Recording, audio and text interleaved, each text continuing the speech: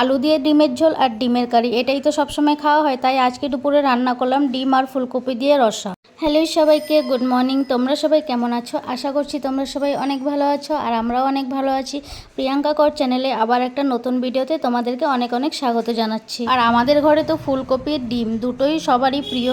ডিম খেতে সবাই ভালোবাসে, আর ফুলকপিটা মোটামুটি সবাই খেতে ভালোবাসে। শীতকালে যখন একদম নতুন নতুন বাজারে ফুলকপি ওঠে তখন ফুলকপিটা খেতে ভালো লাগে। আবার এই সময়টা যখন নতুন নতুন বাজারে গিয়ে দেখি ফুলকপি উঠেছে। আর এখন কিন্তু ফুলকপি সবসময়ই পাওয়া যায়, গরম হোক বা ঠান্ডা সব সময় ফুলকপি পাওয়া যায়। আমি তো যখনই বাজারে যাই গিয়ে দেখি ফুলকপি বাজারে থাকবে, কিন্তু সবসময় কিনি না, কারণ সবসময় ফুলকপি খেতেও ভালো লাগে না। আর ফুলকপিটা প্রচুর গ্যাস হয় খেলে। কিন্তু অনেক দিন পর আমি বাজারে গিয়ে কালকে একটা ফুলকপি নিয়ে এসেছি। প্রথমে ভেবেছিলাম ফুলকপিটা যখন এনেছি এটা দিয়ে পনির দিয়ে একটা রেসিপি করব, তারপর ভাবলাম না, ডিম দিয়ে আজকে রেসিপিটা করে নিই। এখন বাজে 10:30। আমি এই মাত্র ছেলেকে টিউশন দিয়ে বাড়িতে এলাম। বাড়িতে এসে কিন্তু রান্নাঘরে ঢুকে পড়েছি। ভাবলাম আগে রান্নাটাই করে নিই, কারণ 12:30টার মধ্যে ছেলের আবার ছুটি হয়ে যাবে, ওকে আবার নিতে যেতে হবে। তার জন্যই রান্নাবান্না করেই নিচ্ছি। 12:30টার সময় এসে তো আর ঘরে রান্না করতে ইচ্ছে করবে না, তাই রান্নাবান্নাটা আগেই করব। তার জন্য দেখো ফুলকপিটা এখানে কেটে নিচ্ছি আমি। ডিমগুলো তো আমি আগেই সেদ্ধ বসিয়ে দিয়েছিলাম। 6খানা ডিম নিয়েছি, 6টা ডিমই সেদ্ধ করা হয়ে গেছে। ডিমের সঙ্গে কিন্তু আমি ডুমো ডুমো করে আলুও কেটে দিয়ে দিয়েছি। সেটা আমি পরে দিয়েছি, ভিডিওতে আর দেখাতে পারিনি। আলুগুলো কেটে একবারে ডিমের সঙ্গে সেদ্ধ করে নিয়েছি। একটাই আলু দিয়েছিলাম ছোট সাইজের। আজকে দুপুরে রান্নাবান্না নিয়েই তোমাদের সঙ্গে একটা ভিডিও শেয়ার করলাম। বেশ কিছুদিন থেকে ভিডিও করা হচ্ছে না, একদিন ভিডিও করলে আর দুদিন করা হয় না, এমনভাবেই চলছিল। তাই ভাবলাম আজকে একটা ভিডিও তোমাদের সঙ্গে শেয়ার করে দিই। ফুলকপিটা কেটে সাইডে রেখে দিলাম। তারপর আমি নিচে বসে বসে উচ্ছে কাটলাম।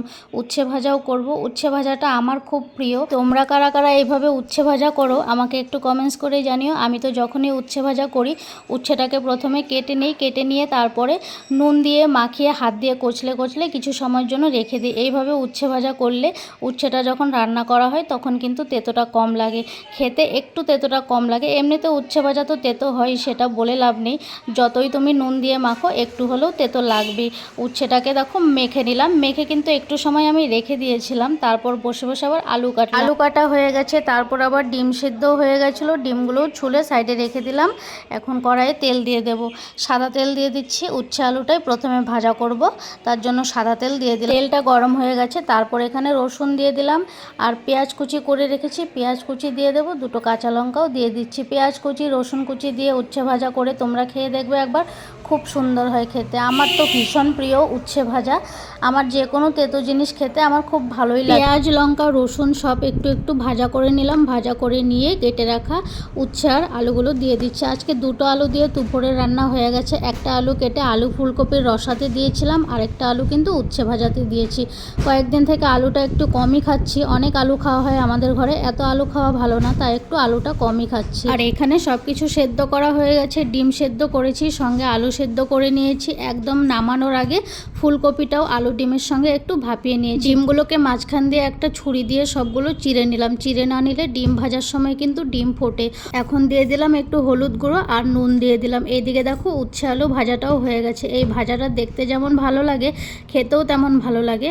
আমাদের ঘরে তেতোটা আমারই সবচেয়ে বেশি পছন্দ। এছাড়া তেতো ছেলে বাবা একদমই খেতে চায় না। ছেলে তাও আমার দেখে দেখে এখন একটু শিখে গেছে তেতো খাওয়া।